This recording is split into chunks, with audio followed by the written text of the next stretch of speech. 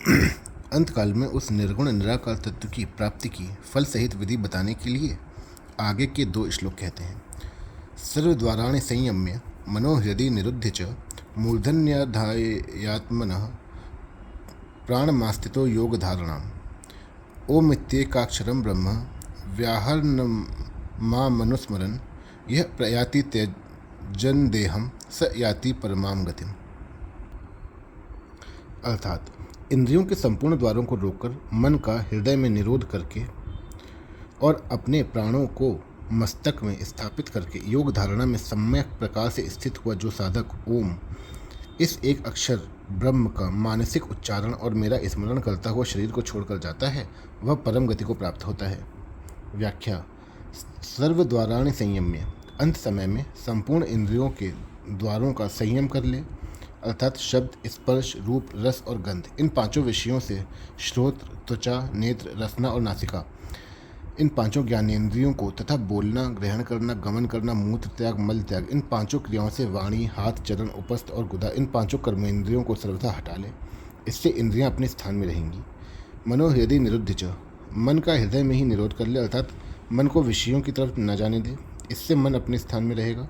मूर्धन्याधायात्मनः प्राणम, प्राणों को मस्तक में धारण कर ले, अर्थात प्राणों पर अपना अधिकार प्राप्त करके 10वें द्वार ब्रह्मरंध्र में प्राणों को रोक ले। आस्थितो योग धारणा, इस प्रकार योग धारणा में स्थित हो जाए। इंद्रियों से कुछ भी चेष्टा ना करना, मन से भी संकल्प विकल्प ना करना और प्राणों पर पूरा अधिकार प्राप्त करना ही योग धारणा में स्थित होना है। ओमित्येकाक्षरं ब्रह्म व्याहरणमामनुस्मरम्, इसके बाद एक अक्षर ब्रह्म का मानसिक उच्चारण करें और मेरा अर्थात निर्गुण निराकार परम अक्षर ब्रह्म का, जिसका वर्णन इसी अध्याय के 3 श्लोक में हुआ है, स्मरण करें। सब देश, काल, वस्तु, व्यक्ति, घटना, परिस्थिति आदि में एक सच्चिदानंद घन परमात्मा ही सत्ता रूप से परिपूर्ण है, ऐसी धारणा करना ही मेरा स्मरण है। यह प्रयाति त्यजन देहम स याति परमाम गतिम, उपर्युक्त प्रकार से निर्गुण निराकार का स्मरण करते हुए जो देह का त्याग करता है, अर्थात 10वें द्वार से प्राणों को छोड़ता है, वह परम गति को अर्थात निर्गुण निराकार परमात्मा को प्राप्त होता है। परिशिष्ट भाव। इन श्लोक में योगाभ्यास करने वाले अद्वैतवादी का वर्णन है। व्याहरण पद से मानसिक उच्चारण समझना चाहिए, क्योंकि मन का हृदय में निरोध करने पर तथा प्राणों को मस्तक में स्थापित करने पर वाचिक उच्चारण होना असंभव है। जिसके पास योग का बल होता है और जिसका प्राणों पर अधिकार होता है, उसको तो निर्गुण निराकार की प्राप्ति हो जाती है, परंतु दीर्घकालीन अभ्यास साध्य होने से यह बात सबके लिए कठिन पड़ती है। इसलिए भगवान आगे के श्लोकों में अपनी अर्थात सगुण साकार की सुगमता पूर्वक प्राप्ति की बात कहते हैं। अनन्य चेता सततम यो माम स्मरति नित्यशः तस्याहम सुलभः पार्थ नित्य युक्तस्य योगिनः।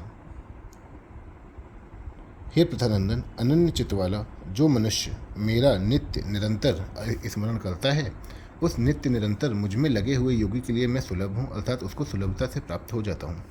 व्याख्या। 7वें अध्याय के 30वें श्लोक में जो सगुण साकार परमात्मा का वर्णन हुआ था, उसी को यहाँ 14वें, 15वें और 16वें श्लोक में विस्तार से कहा गया है।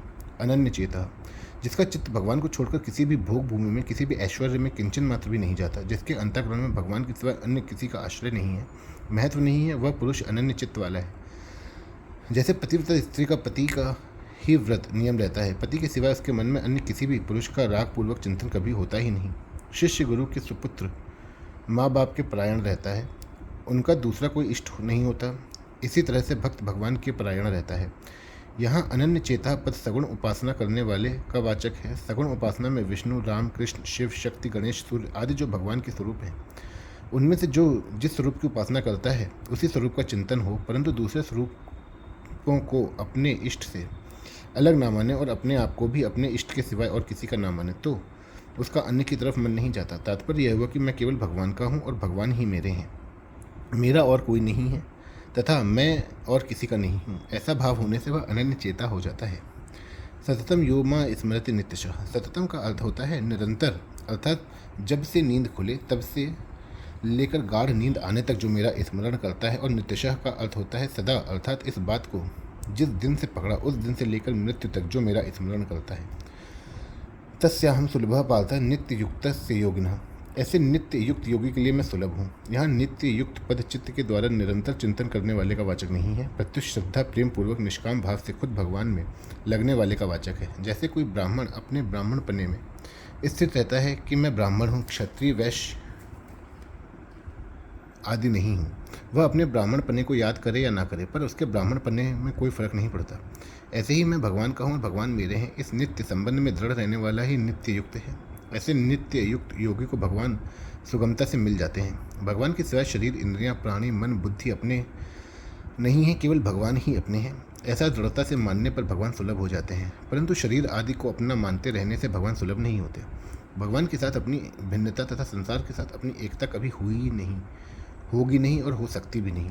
इस रीति से मनुष्य की भगवान के साथ स्वतः स्वाभाविक अभिन्नता है और संसार के साथ स्वतः स्वाभाविक भिन्नता, परंतु भूल के कारण मनुष्य अपने को भगवान से और भगवान को अपने से अलग मान लेता है तथा अपने को शरीर का तथा शरीर को अपना मान लेता है। इस विपरीत धारणा के कारण ही मनुष्य जन्म मरण के चक्र में फंसा रहता है। जब यह विपरीत धारणा सर्वथा मिट जाती है तब भगवान स्वतः सुलभ हो जाते हैं।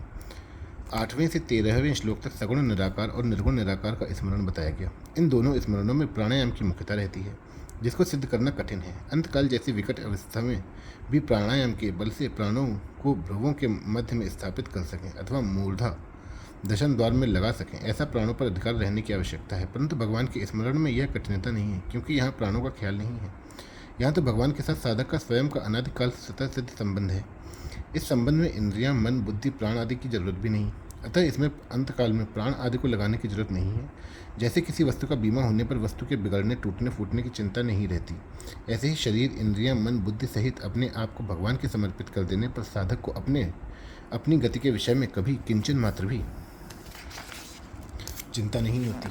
कारण कि यह साधन क्रियाजन्य अथवा अभ्यासजन्य नहीं, इसमें तो वास्तविक संबंध की जागृति है, अतः इसमें कठिनता का नामो निशान नहीं है। इसी से भगवान ने अपने आप को सुलभ बताया है। परिशिष्ट भाव, अनन्य चेता। भक्त की दृष्टि में एक परमात्मा के सिवाय अन्य की सत्ता न होने से उसका मन अन्य जगह कैसे जाएगा, क्यों जाएगा और कहाँ जाएगा, इसलिए वह स्वतः अनन्य चित्त वाला हो जाता है। सततम यो माम स्मृति नित्यशः। एक करता होता है, एक करना होता है और एक होना होता है। जो करते हैं वह क्रिया है, जो अपने आप होता है वह स्मरण है। जैसे गीता के अंत में अर्जुन ने कहा स्मृति लब्धा, तो वह स्मृति क्रिया नहीं है, प्रत्युत भगवान के साथ अपने नित्य संबंध की स्वतः होने वाली स्मृति है। भगवान के स्मरण में खास हेतु उनमें अपनापन है। भगवान ही मेरे लिए हैं और भगवान ही मेरे हैं। इस प्रकार भगवान में अपनापन होने से स्वतः भगवान में प्रेम होता है, और जिसमें प्रेम होता है उसका स्मरण अपने आप और नित्य निरंतर होता है। इसलिए भगवान ने 7वें अध्याय के आरंभ में मैया सक्तमना पद से अपने में आसक्ति अर्थात प्रेम होने की बात कही है। तात्पर्य है कि केवल भगवान को ही अपना और अपने लिए मानने से साधक की भगवान में प्रियता हो जाती है। भगवान में प्रियता होने से के बाद फिर भगवान का स्मरण स्वतः होता है। नित्य युक्त से, नित्य निरंतर भगवान के साथ जुड़ा हुआ होने से भक्त को नित्य युक्त कहा गया है। 7वें अध्याय के 17वें श्लोक में तेषाम ज्ञानी नित्य युक्ता पदों से भी यह बात कही गई है। नित्य युक्त पद से श्लोक के पूर्वार्ध में आई सभी बातों का समाहार हो जाता है। तस्याहम सुलभ पार्थ। भगवान ने महात्मा को तो दुर्लभ बताया है, स महात्मा सुदुर्लभ, पर यहाँ अपने को सुलभ बताया है। इसका तात्पर्य है कि संसार में भगवान दुर्लभ नहीं है, प्रत्युत उनके तत्व को जानकर उनके शरण होने वाले भक्त दुर्लभ हैं। कारण कि भगवान को ढूंढने तो वे सब जगह मिल जाएंगे, पर भगवान का प्यारा भक्त कहीं कहीं ही मिलेगा। हरि दुर्लभ नहीं जगत में, हरिजन दुर्लभ हुए। हरि हित्याँ सब जग मिलें, हरिजन कहें एक हुए। भगवान कृपा करके जो मनुष्य शरीर देते हैं, उस शरीर से जीव अनेक योनियों तथा नरकों में भी जा सकता है, परंतु भक्त कृपा करके भगवान की ही प्राप्ति कराता है। हरि से तू जनि हेत कर हरिजन से हेत। हरि रीझै जग देते हैं, हरिजन हरि ही देत। वास्तव में जो नित्य प्राप्त है उसमें सुलभता दुर्लभता कहना बनता ही नहीं, परंतु लोगों ने उसे को दुर्लभ मान रखा है। इस वृत्ति को हटाने के लिए भगवान ने अपने को सुलभ बताया, जिसकी खुद की सत्ता है ही नहीं। उस असत शरीर संसार को सत्ता और महत्ता देने से तथा उसके साथ संबंध जोड़ने से ही नित्य प्राप्त परमात्मा दुर्लभ हो रहे हैं। असत को सत्ता और महत्ता ना दें तो परमात्मा की प्राप्ति स्वतः सिद्ध है। असत है और वह अपने अपना तथा अपने लिए है, ऐसा मानना ही असत को सत्ता और महत्ता देकर उसके साथ संबंध जोड़ना है।